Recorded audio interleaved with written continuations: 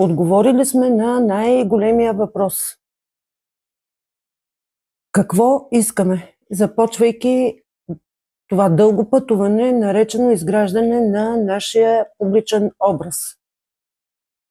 Някой от вас може би ще си каже, че това не ги вълнува. Само че съдбата, живота умеят да пишат добри сценарии и много често ни поставят в роли, в сцени, в ситуации, в които от нас се изисква да положим усилия и да представиме пред обществото един положителен, един съдържателен образ, който в голяма степен може да се различава от истинското ни лице. Първият мит за публичния образ е, че само известните могат да работят над своя имидж, да създават своята марка. На практика ние всички сме известни. Известни в квартала, в който живеем, известни сред приятелите си. Там в нашето мъничко малко общество ние имаме своите 5 минути слава и своята популярност. Като какъв искате да ви познават? Това е въпрос. Какво искаме? Личният бранд е само за тези, личната марка е само за тези, които имат страхотен живот, които много пътуват, които имат много пари. Не е така.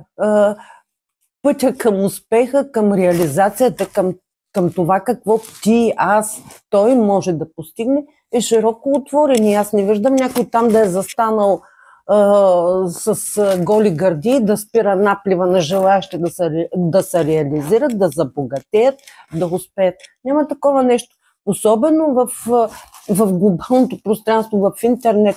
Там всеки може да покаже и да докаже себе си и своите умения, своите знания, и публиката е непредубедена. Тя те възприема такъв какъвто си. Не е нужно да те познава от детската градина и да сте се водили 30 години за ръчичка.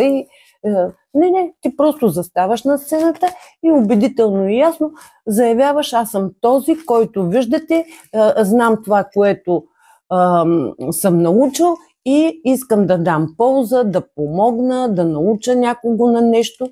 Общо взето, това е формулката на успеха. Много е важно, когато предприемате това пътешествие, да сте наясно, че публиката, хората, вашата аудитория, хората, които се отсреща, внимателно слушат и също толкова внимателно гледат. И ако външният ви вид е важен, задължително е да бъдете добре, смислено опаковани, т.е. външният ви вид. Ако искате да провокирате, боядисвате косата синя, закачате си огромни обици и защо използвате всички възможности на провокацията с облеклото. Не, ако искате да изглеждате сдържан, делови, да влезете в тази роля, съответно избирате костюми, синия цвят, някакво облекло, което е по-стилно, по-обрано. Най-важното е външния вид. Желанието да бъдете такива и такива и такива популярни. Вие знаете, може би имате изключителни способности, вие сте гении в тази ваша област, там в която се подвизавате. И тук идва момента на това, какво и как да го поднесете. Така нареченото съдържание. И така, вие сте на сцената, светлините са запалени, прожекторите са насочени към вас. Отваряте си устата и, о ужас, оттам потича поток от невчесани мисли, разбъркани теми. Ще ви дам един топличък пример.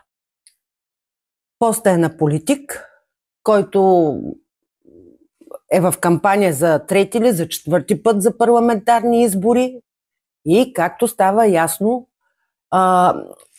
нивото, на което се е задържал умствения потенциал, е поне 20 години назад. Попрището е било обслужващ персонал в хотел, някакъв човек, който си има свой сленг, свое общество, където не е необходимо да звучиш понятно, разбираемо и компетентно по темите. Сега ще ви почета любимата ми част. Сами може да видите в каква разруха тъне една от махалите, чието жители са много обгрижвани по време на избори и тотално забравени след това. И любимата ми част.